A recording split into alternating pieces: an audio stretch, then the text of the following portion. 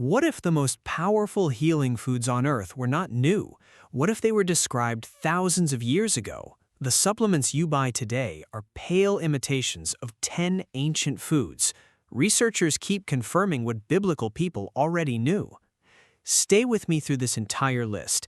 Number 6 was documented in over 20 ancient Egyptian medical preparations.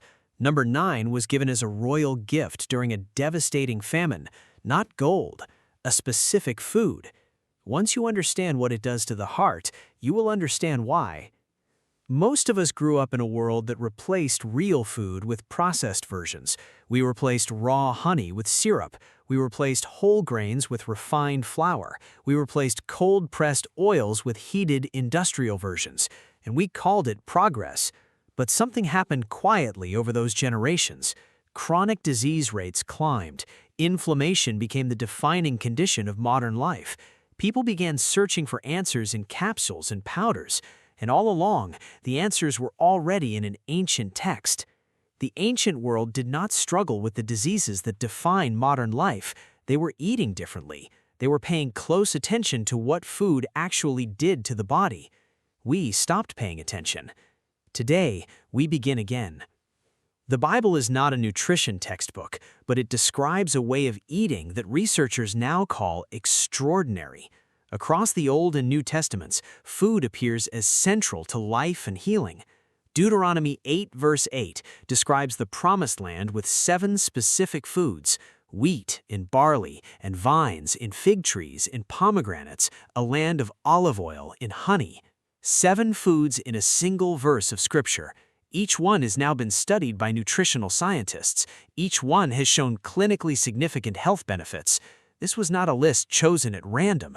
This was a description of a complete healing diet. It was written long before the science existed to prove it.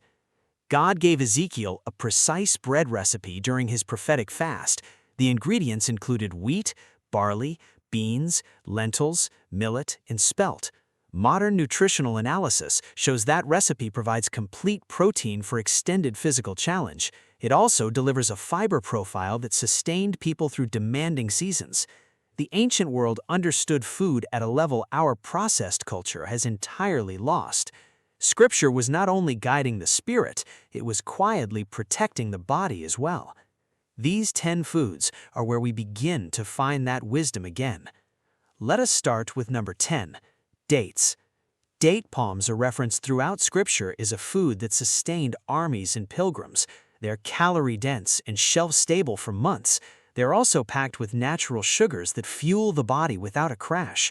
Clinical trials show women who ate dates in late pregnancy had significantly shorter labor times. Ancient midwives already knew this. Number 9. Pistachios. In Genesis 43, Jacob sends his sons to an Egyptian ruler during a famine. He tells them to bring gifts. Pistachios make the list. A man fighting to save his family chose this food as a royal offering. Pistachios are rich in lutein and zeaxanthin, which protect the macula of the eye. They also significantly increased beneficial gut bacteria. Number 8. Barley. The loaves Jesus used to feed 5,000 were made from barley. This was the grain of common people, soldiers, and sailors. Barley contains the highest concentration of beta-glucan of any grain on Earth. Beta-glucan lowers LDL cholesterol, slows glucose absorption, and feeds beneficial gut bacteria. Number 7. Pomegranate. The pillars of the Temple of Solomon were carved with 200 pomegranate designs. This was not random decoration.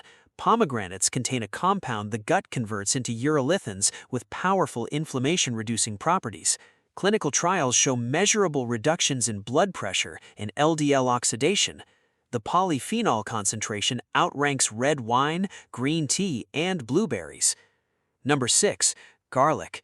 In Numbers 11, the Israelites weep for the garlic of Egypt while in the wilderness. Adults delivered from slavery are mourning a specific food. That tells you everything you need to know about what garlic does to the body. Crushed garlic produces allicin, one of the broadest spectrum natural antimicrobials ever identified. Raw crushed garlic is far more potent than cooked. Number 5. Figs. In 2 Kings, Isaiah prescribes a fig compress for the infected wound of King Hezekiah. Hezekiah recovers. Figs contain a proteolytic enzyme called physin that breaks down dead tissue. They also contain antimicrobial compounds confirmed in modern research. They're rich in soluble fiber, magnesium, potassium, and calcium. Isaiah did not guess, he prescribed, and the prescription worked. Number 4. Onions. Egyptian laborers who built the pyramids were partially paid in onions as wages. When a civilization pays its workers in a food, that food is foundational. Onions are among the richest sources of quercetin, a polyphenol with powerful effects.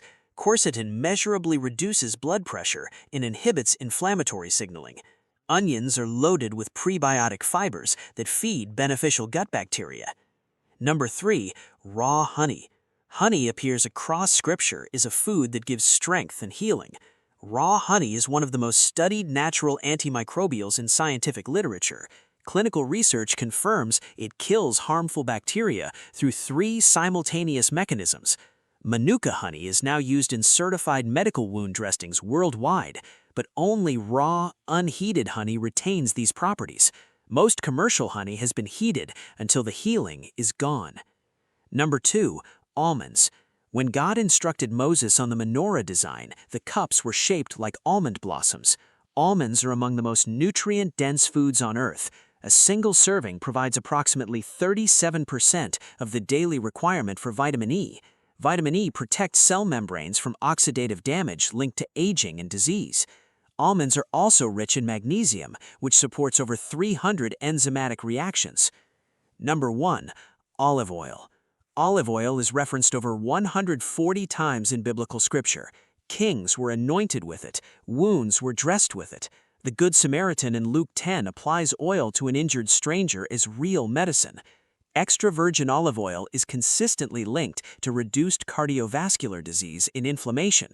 Its healing compound oleocanthal reduces inflammation through the same pathway as ibuprofen.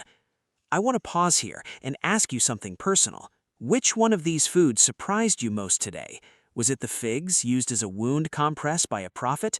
Was it the pistachios given as a royal gift during a famine? Tell me in the comments below. I read every single one. Here's what I want you to do this week. Pick just 2 of these foods. Commit to finding the highest quality version available to you. If you choose olive oil, look for cold-pressed extra virgin with a harvest date. If you choose raw honey, find a product labeled as unheated and unfiltered. A local beekeeper is even better. If you choose garlic, crush it and let it rest for 10 minutes before use. That resting time allows allicin to fully form. Incorporate your 2 chosen foods not as supplements, but as actual food. Eat them the way they were always intended to be eaten, daily, for 30 days. Pay attention the way the ancient world paid attention.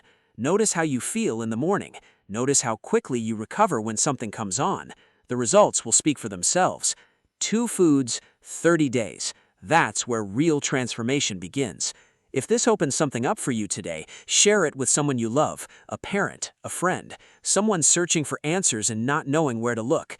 They may find the beginning of something meaningful right here. If you're not subscribed yet, please subscribe now and ring the notification bell. We post new content every single week, and we're just getting started. The next video goes even deeper into ancient wisdom and modern healing. God bless you, and we'll see you there.